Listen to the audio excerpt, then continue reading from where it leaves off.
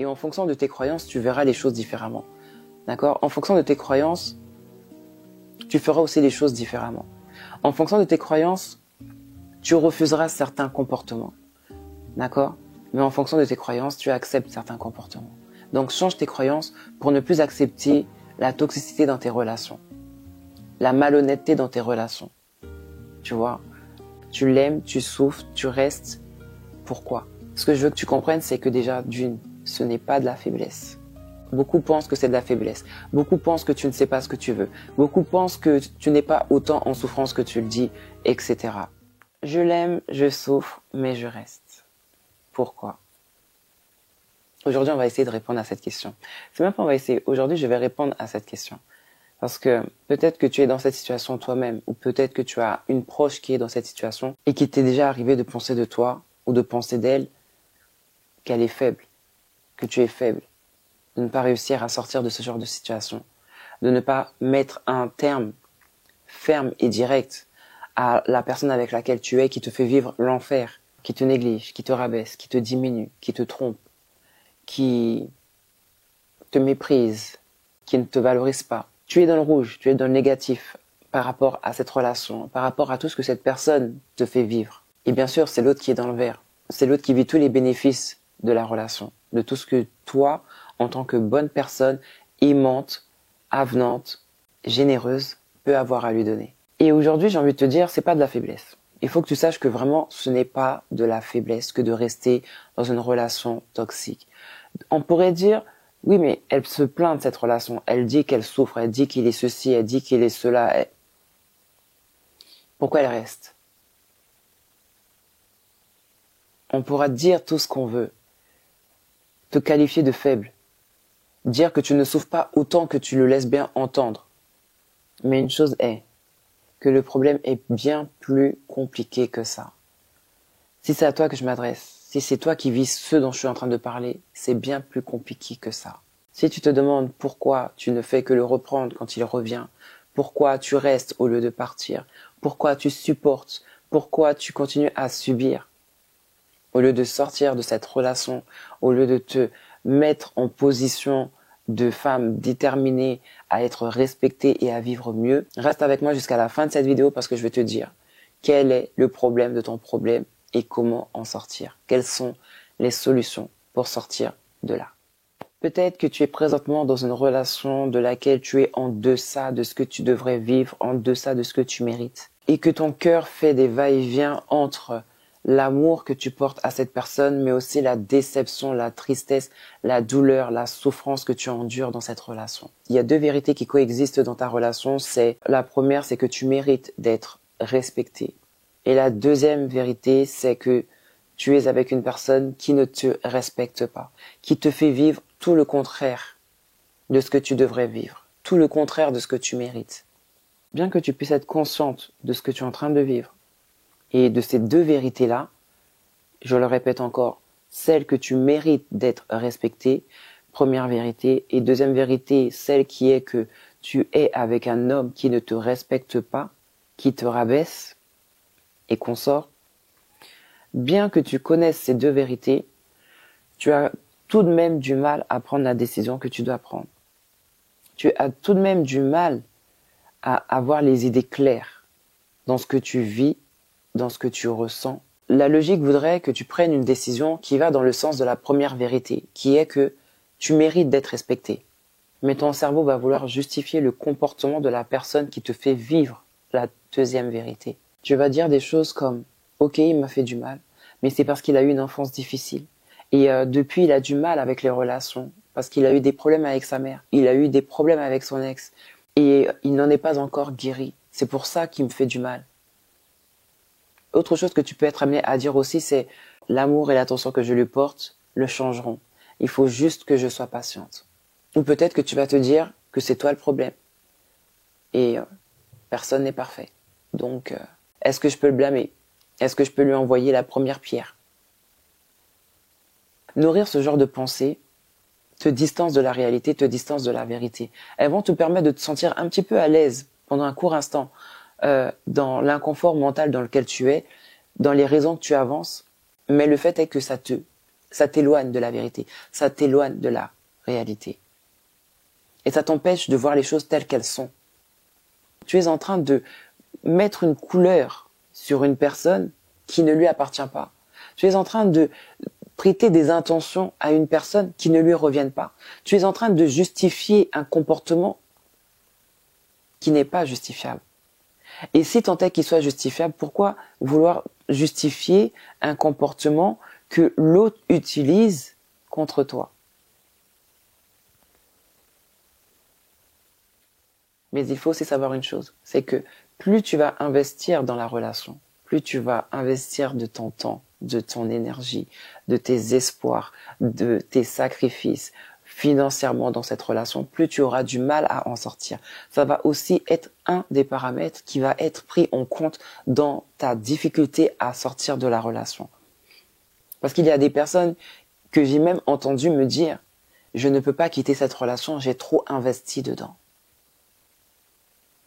Elles ne veulent pas quitter un homme toxique, une relation dans laquelle elles sont malheureuses, parce qu'elles ont investi dedans. Je n'ai pas fait tout ça pour rien, dis donc. Voilà ce que j'ai entendu. Mais en attendant, leur bien-être, leur épanouissement, leur santé mentale sont en berne. Le fait de minimiser les actes de cette personne en disant « Oh, c'est pas si grave, ça va passer. C'est une phase. Il va se ressaisir. Un jour, il verra ma valeur. Un jour, il me comprendra. Un jour. » Minimiser ces actes.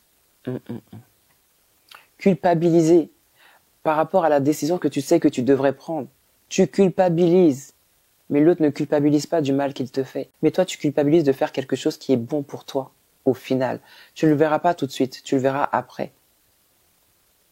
Tu culpabilises. Et le fait de faire du gaslighting, de s'auto-gaslighter, j'ai envie de dire, donc de se faire à soi-même une manipulation émotionnelle en pensant que c'est toi le problème. Tout ce que tu es en train de faire, c'est que tu es en train de renforcer la confusion dans laquelle tu es. Parce qu'il faut le savoir, oui, tu es dans la confusion.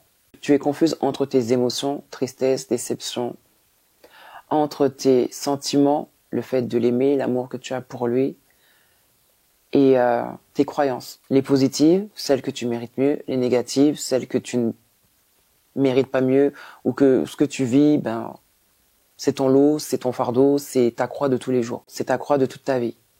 Mais ce que je veux que tu retiennes, là on est en train de voir les éléments qui font que tu n'arrives pas à quitter cette relation. Tu l'aimes, tu souffres, tu restes. Pourquoi? Ce que je veux que tu comprennes, c'est que déjà, d'une, ce n'est pas de la faiblesse. Beaucoup pensent que c'est de la faiblesse. Beaucoup pensent que tu ne sais pas ce que tu veux. Beaucoup pensent que tu n'es pas autant en souffrance que tu le dis, etc.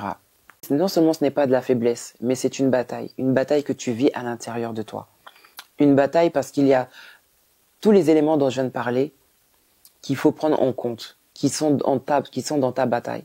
Alors la bataille intérieure que tu mènes, c'est entre ce que tu vis, ce que tu ressens, ce que tu crois et ce que tu devrais faire. Écris même sur une feuille ce que tu vis, la situation actuelle dans laquelle tu es. Dans une autre colonne, mets ce que tu ressens. Dans une autre colonne, maintenant, tu mets ce que tu crois. Quelles sont tes croyances? Les positives, les négatives, les limitantes. Quelles sont tes croyances? Et dans la dernière colonne, ce que tu devrais faire. Et ça va te permettre de comprendre la bataille que tu es en train de mener. Pourquoi tu es en train de mener cette bataille? Tu mènes cette bataille parce que ce que tu vis, ce que tu ressens, ce que tu crois et ce que tu devrais faire ne sont pas en harmonie. Et tout ça crée en toi une cacophonie, un vacarme, un tintamarre, du bruit de foule. Un tel parle, un tel parle, un tel parle, tu sais même pas qui écouter. Tu n'arrives pas à avoir des idées claires sur ce que tu devrais faire. Ça s'appelle de la dissonance cognitive. La dissonance cognitive, c'est quand tu ressens un malaise à l'intérieur de toi. C'est quand il y a un manque d'harmonie. Parce que ce que tu vis ne correspond pas à ce que tu veux vraiment. Comme on vient de le voir. Il y a ce que tu vis, il y a ce que tu ressens, il y a ce que tu crois que tu devrais vivre. Surtout quand c'est des croyances positives. Et il y a ce que tu devrais faire. Là, je viens de mettre en lumière le problème. D'accord? la dissonance cognitive.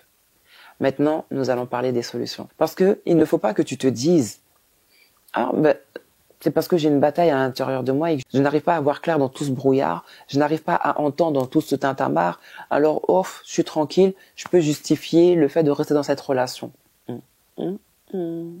Pas du tout. Pas du tout. Là, tu connais ton problème. Et quand on connaît son problème, il est à moitié réglé.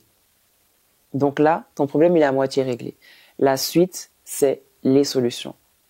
Quelles sont les solutions pour pouvoir sortir de cette dissonance cognitive? Et il faut savoir une chose, c'est que le fait maintenant de savoir que tu souffres de dissonance cognitive, 50% de ton problème est réglé. Mais les 50 autres pourcents dépendront de ta volonté à passer à l'acte, à faire ce qu'il faut pour vraiment sortir de la dissonance cognitive. De maintenant avoir les idées claires, dissoudre ce brouillard complètement à l'intérieur de toi. La première solution, c'est que tu prennes conscience du conflit qu'il y a à l'intérieur de toi. On ne peut soigner la dissonance cognitive que lorsqu'on la reconnaît. Et si tu reconnais être dans cet état, oui, effectivement, je n'arrive pas à mon temps de penser, je n'arrive pas à avoir des idées claires, il y a trop de choses qui viennent en ligne de compte, il y a trop de paramètres à prendre en considération, je n'arrive pas à... Dès l'instant où tu reconnais que tu souffres de dissonance cognitive, tu peux maintenant la soigner. Et ce que je te conseillerais de faire, c'est de mettre des mots sur ce que tu vis. Par exemple, ce que tu aimerais vivre. J'aimerais une communication fluide avec mon partenaire. Et ce que tu vis, il me dit de me taire à chaque fois que je veux communiquer avec lui. Deuxième exemple que je pourrais te donner, c'est j'aimerais faire des sorties avec mon partenaire. D'accord? Et ce que tu vis, il me dit qu'il a mieux à faire. Il préfère être avec ses amis ou qu'il a déjà quelque chose à faire. Si tu tiens un journal dans lequel tu écris tout ce que tu vis au quotidien, tu prendras vraiment conscience de ce que tu es en train de vivre. Remarque une chose, des fois, on n'a pas conscience d'un comportement, mais quand on le lit ou quand on le voit, ça résonne différemment en nous. Écris. Tiens un journal dans lequel tu vas écrire ce que tu vis au quotidien avec cette personne. Et quand tu as fini d'écrire, relis ce que tu viens d'écrire. Et lis-le à haute voix. Et tu verras comment tu le sens. Tu vois, le fait de l'entendre, ça va déclencher quelque chose en toi qui va participer à une éventuelle prise de conscience de ce que tu vis. Et quand tu écris ce que tu as vécu dans la journée, écris tout, hein, ne filtre pas. Écris ce que tu as vécu dans la journée avec cette personne, ce qu'il a fait, ce qu'il a dit, comment il a été, etc. En fonction, mets des points rouges. Sur les actions négatives, mets des points rouges. Sur les actions positives, mets des points verts. D'accord? Et fais un bilan en fin de semaine ou en fin de mois et rends-toi compte des points rouges, ne les néglige pas. D'accord? Ne les néglige pas. Ouais, mais il peut y avoir des points verts qui sont aussi des tactiques de manipulation. Deuxième solution, tes croyances. Revois tes croyances. La dissonance cognitive, elle existe parce qu'on a certaines croyances. D'accord? Et les croyances toxiques que tu peux nourrir, que tu peux avoir, c'est « il me fait souffrir parce que lui-même souffre ». Qui dit aimer dit souffrir. Donc c'est comme ça, je ne peux pas changer les choses. Ce sont des croyances toxiques. Il faut que tu les identifies et que tu les changes. Et il faut que tu les changes en positive, en croyances positives, en croyances vraies. D'accord? Ne cherche plus à justifier l'injustifiable, d'excuser l'inexcusable. Revois tes croyances. Et en fonction de tes croyances, tu verras les choses différemment. D'accord? En fonction de tes croyances, tu feras aussi les choses différemment. En fonction de tes croyances, tu refuseras certains comportements. D'accord? Mais en fonction de tes croyances, tu acceptes certains comportements. Donc change tes croyances pour ne plus accepter la toxicité dans tes relations, la malhonnêteté dans tes relations. Tu vois? La troisième solution, c'est que tu reprennes ton pouvoir de choisir. Tu penses que tu n'as pas le choix et c'est là que tu te trompes. Tu as le choix. Tu as le choix entre faire le bien et tu as le choix entre faire le mal. Il y a même un passage biblique qui dit « Je mets devant toi la bénédiction et la malédiction, la vie et la mort. Choisis la vie afin que tu vives. » Tu as le choix. Tu ne peux pas être là à t'asseoir et à dire « Je n'ai pas le choix, je ne peux pas faire autrement. » Bien sûr que si que tu peux faire autrement. Bien sûr que si que tu as le choix. Et jusqu'à maintenant, le choix que tu as fait, c'est de rester avec une personne qui ne te fait pas du bien, qui ne te fait pas vivre ce que tu devrais vivre, ce que tu pourrais vivre, qui t'empêche d'avoir ce que tu pourrais avoir, ou d'être ce que tu devrais être. Tu as le choix, rester ou partir. Tu as le choix entre rester et subir, ou partir et être libéré de ces souffrances. On pourrait me dire, oui, mais ça va être une souffrance de partir. Oui, mais c'est une souffrance pour un meilleur après, pour un mieux-être après, pour un mieux vivre après, pour un mieux avoir aussi après. Mais tu ne pourras pas vivre tout ça si tu fais le choix de rester et de subir. Et c'est là que j'ai envie de te dire, il va falloir que tu choisisses ta souffrance. La souffrance en continu dans ta relation, ou bien une souffrance temporaire pour un meilleur lendemain, une meilleure relation à soi, une meilleure relation avec les autres. Et c'est là que tu te rends compte que le choix te revient. Tu vois. La quatrième solution, c'est que tu te reconnectes à toi. Tu t'es éloigné de toi parce que tu t'es concentré sur autrui, parce que tu t'es focalisé sur l'autre, parce que tu as pensé à l'autre, parce que tu as été avec l'autre. Tu t'es éloigné de toi. Tout ce qui était en toi a gravité autour de l'autre. Il va falloir que là maintenant tu te reconnectes, que tu reviennes à toi. Sortir ou commencer à sortir de ce genre de relation, c'est faire un retour à soi, à l'estime de soi. Et maintenant être dans la vérité intérieure, être en alignement avec toi. C'est te retrouver. Parce qu'en même temps tu t'es perdu. Et là, ce qu'il va falloir que tu fasses, c'est que tu travailles sur ton estime de soi et sur ta valeur personnelle. D'accord? Que tu te remettes au devant de la scène, que tu te remettes au centre de ta vie. Cinquième solution et dernière solution, c'est que tu fasses un pas, même petit. Le changement commence par un déclic, mais aussi par un pas courageux. Donc, il faut que tu te lances. Il faut que tu ailles de l'avant. D'accord? Parle avec quelqu'un de confiance. Cherche un coaching, réserve une séance. Parle avec des personnes qui vont te permettre de t'autoriser, parce que tu t'autoriseras déjà toi-même, d'envisager un scénario positif, d'envisager un scénario de vie différent, d'envisager une autre réalité que celle que tu as vécue. Fais un pas. Et c'est celui d'aller de l'avant. Ne fais pas un pas en arrière. D'accord? Voilà. Prends-toi en main. Reprends-toi en main. Ce que tu dois faire aujourd'hui, c'est de ne plus te trahir, c'est de ne plus te mentir pour sauver ce qui ne sauve pas.